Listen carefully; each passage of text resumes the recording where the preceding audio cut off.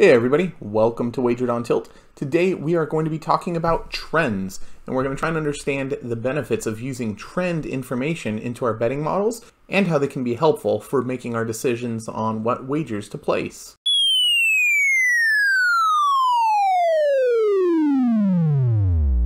When I do sports betting, I don't only use my data models. I look at the news, I look at old records, I look at forecasts for the weather, I look at a lot of different things, I look at trends as well. Often people think trends are worthless and not of value, but they are. They really, really are. So I like to use my data models to try and predict what do we think the score is going to be, who do we think is going to win, what is my expected value if I place this wager, things like that. One thing that can often be lost in some data models, depending upon how you build them, are your trends. Now, some people poo-poo trends and think that they're not that important, but they really are, because at the end of the day, sometimes you might miss some of the information that you need about the way two teams play against each other.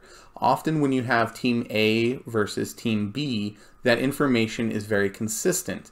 But when you try and use an averaging system or anything like that, which many data models use, is the long haul of things and against over and over expected times against average opponents, you start to lose some of that information. So if two hockey teams are playing against one another and out of the last 40 times they've met, the score has gone to the under, say 25, 30 times out of those 40, that's important. That does not mean that it's going under for sure, but that just means that there's a higher probability of it going under. So using that information, you can now look at your data models and your Monte Carlos and then see if those are coming close to that over-under total, then maybe you should probably just take the under. When you compare teams, you always want to look at the actual lineup of themselves. The other thing you want to look at is going to be how well do these teams play against one another, and then what is the next game after that. If a team often is getting blown out by one of the teams, and it's happened for the last few years, you can go ahead and see who they're playing next, and are they on the road or are they at home? The reason is that some teams do what's called looking ahead. They will do a look ahead and not really focus on the upcoming game now, but be prepping mentally and emotionally for the game after that. Those are often a lot of letdown spots where the underdog can come in and clean up. Sometimes trends are important to deciding which bet you're going to make.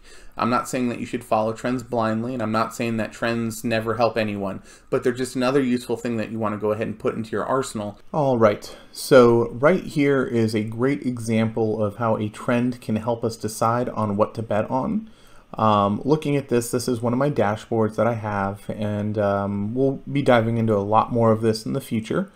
But I was looking at the Flames versus the Maple Leafs. I ran some of the numbers, right? And some of my predictors are saying that the Flames can only score 2.72 goals, whereas the Maple Leafs will score roughly 3.4 goals.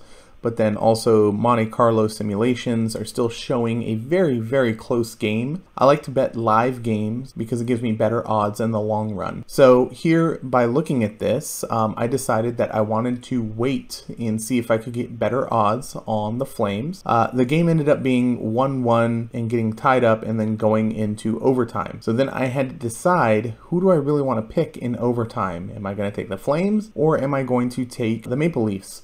The Maple Leafs, when they went into overtime, were going to be at -130, whereas the Flames were +140. Now, yes, they're juiced on the one side and kind of weak on the other, but just from looking at the game of play, the Flames looked very, very, very aggressive, which was great usually for overtime. But one of the things I wanted to do was consider what are the potential outcomes based upon what we're seeing in trends. And this is where, again, trends can really help you out. So what I went ahead and did was look at their schedule and see how they've done in overtime. So looking at the Flame, they lost in overtime once, they won in overtime once, they lost. So we have 1 and 3 for overtimes. Now let's go ahead and take the Toronto Maple Leafs. All right, so the Maple Leafs, very early on in the season, they lost in overtime to the Rangers, but then they won, and won. So they're 3-1 in overtime. So knowing that the Maple Leafs are not only better in overtime in the current season, but that they're going to be better in the past as well, that trend allows me to help analyze what I really want to decide to do.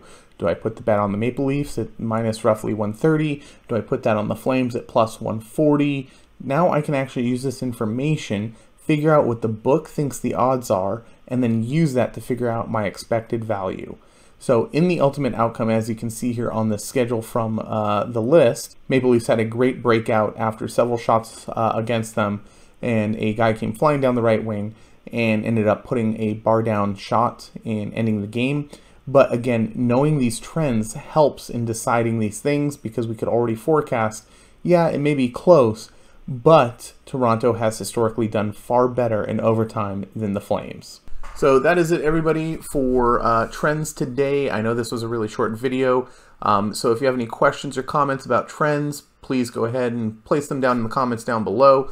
I'll address those as soon as I can. If you want more information like this and you enjoy the content that I'm putting out, go ahead and subscribe to the channel. Lets me know that people want more of this content to help build and develop their betting models and learn about sports wagering.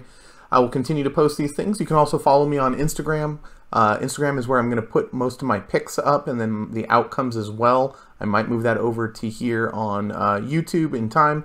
I'll also be posting things on Twitter, so you can follow those. I have the links in the YouTube channel. Feel free to look that up. Happy wagering.